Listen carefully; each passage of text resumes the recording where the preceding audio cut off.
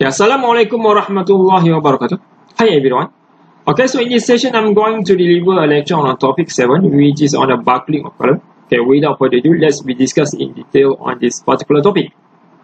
Okay, so as a starting, let's take a look on the learning outcomes of this particular topic. Okay, once we have completed this topic, you should be able to explain the concept of a stability and instability of a column and issues associated with it. Besides that, you should be able to describe the key aspect composing the type of column and its potential buckling and identify the limitation accordingly. In addition to that, you will be introduced by a basic equation of elasticity. So we will use this particular equation in solving a few problems. Okay, so the last but not least, you should be able to identify the parameters that characterize column behavior and describe their rule. Okay, so I think most of you have been familiar with the column. In fact, we have seen many columns in many buildings. Okay, so basically column can be in a vertical direction or in a slanting direction, where you can see that the vertical column consists in this frame structure building. Meanwhile, this is a slanted column that under construction for the billboards. Okay. Usually column is loaded by the axial compression forces. Okay, so column can be classified into two, okay, which is a short column and a slender column. Okay, a short column where its length is lesser than the critical buckling length and fails by direct compression. Meanwhile, a slender column where its length is greater than the critical buckling length and fails by buckling. So basically they have two key aspect that you need to look into when you want to compare between the short column and the slender column. Okay, the first thing is you need to look on the length of column that compare with respect to the critical buckling length. So another key aspect is on the failure modes. Okay, so for short column, usually it fails by direct compression. Meanwhile, slender columns usually fails by buckling.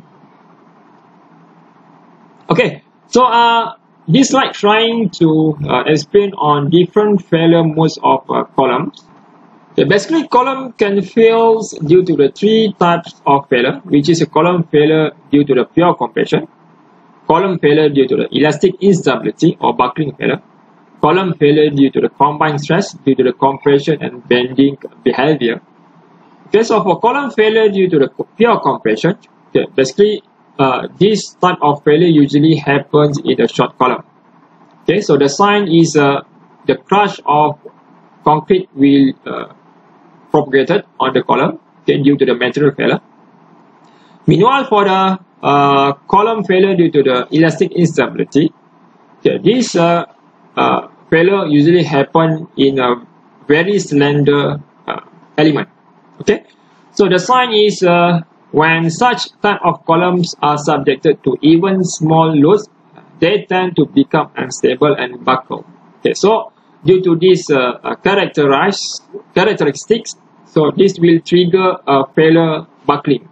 Okay, meanwhile, for the column failure due to the combined stress, this usually happens in the column that's subjected to the eccentric load. Okay, so the eccentric load will develop compressions and bending stress. Compressive and bending stress. Okay, so this is a picture of a buckling failure and compression or crush failure. Okay, so this buckling failure happens in the standard column, in a reinforced concrete column. Okay, so you can see that the buckling of reinforcement or the bar in the reinforced concrete column.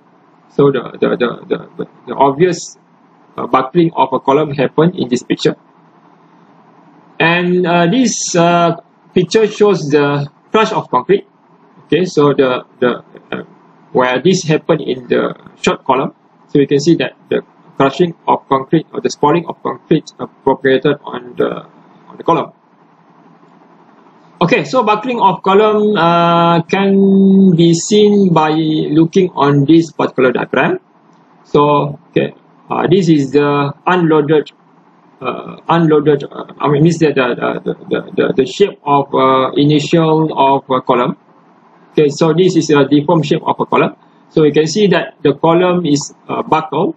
Okay, so due to the load applied. Okay, so and normally the maximum deflections is occur at the midst of the column height. Okay, so in this slide we will discuss in detail on the stability of column. Okay, so basically the marble analogy is always being used to describe the stability of column.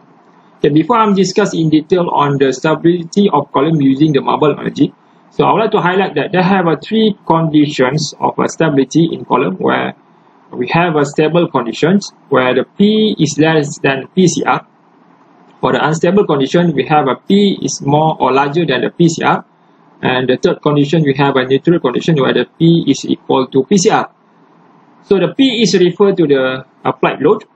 Meanwhile, PCR is equal to the critical buckling load.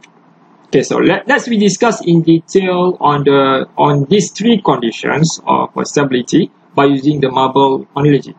Okay, so let's start with the stable condition where the P is less than PCR. Okay, so by using the marble and the ball here, so you can see that the position of a ball and marble inside this ball. Okay, so this is a initial position of marble. Okay, so by applying the force on this marble will move or displace forward to point A and backward to point B. So meaning that these marbles will oscillate for several times until stop at point C. So I can say that point A and point B is a critical buckling point. Okay, so in other words, this is a PCR point. Okay, so in this case, so the marble won't be exceeded the point A and point B. Okay, so and okay, for the unstable conditions, okay, so the ball is upside down. Okay, what you can see in this figure. Okay, and we place the marble at the top of this ball. Okay, and apply a small amount of load. So we need only a small amount of load to rolling down these particular marbles to turn down. Okay, so basically in this position, based on this arrangement of marble and the ball, okay, so I noted that this is a point of a PCR, critical buckling load. Okay, so this marble wants to return to the original position. Okay, so meaning that in these conditions, the P will always larger than the PCR, and in these conditions we can say that the buckling failure of column will occur. Okay, so and for the neutral condition where the P is equal to PCR, so we can describe based on this flat surface and flat surface. Okay, so where we don't have this particular ball shape. Okay, so in this case you can see that when applying this when applying the load on this marble, so this marble is always at the same conditions. So in other words, the P is always equal to PCR in this particular flat surface condition. Okay, so I hope that you can understand how to describe the stability of column by using the marble analogy. Okay, so in this slide we will define the buckling term in the details. Okay, so basically buckling can be defined as a sudden large deformation of structure due to a slight increase of an existing load under which the structure had exhibited little, if any, deformation before the load was increased. Okay, what you need to highlight in this definition is on the sudden large deformation. Okay, the slight increase of an existing load and structure had exhibited little, if any, deformation before the load was increased. Okay, so basically what this definition can be described by using this marble analogy that we have discussed in the previous slide. Okay, by looking on this diagram. Okay, so actually we can relate of this marble analogy with respect to this particular diagram, which is to describe the buckling of column failure. Okay, so what we have discussed in the previous slide, where we have this particular condition of ball.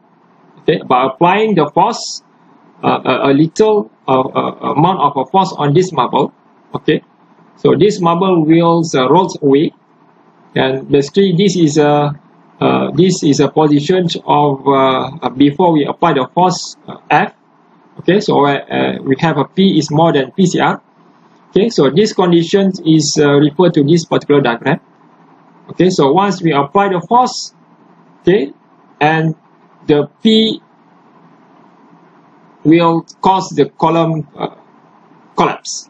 Okay, so in other words, you need to highlight that by using a small amount of load, by applying a small amount of load, so the column will fail, will collapse. Okay, because before the collapsing of a column, so they have a small amount of deflection. So we need small amount of applied load to causing this particular column collapse or failure. Okay, so in this slide we will discuss on the factor of safety. So I think we have familiar with this term of factor of safety, which is FOS, and in fact we have learned this in a previous subject. If I'm not mistaken, we have learned this in a solid mechanics subject. Okay, so this is a formula. I think we have seen this formula many times before. So actually the FOS can be calculated by using the this particular formula. This is for load, this is a for stress. So the FOS is equal to P ultimate divided by P all over. Okay, for the stress is sigma ultimate divided by the sigma all over. Okay, normally the FOS for the substructure and the superstructure is different. For the FOS for the substructure is always larger than the superstructure.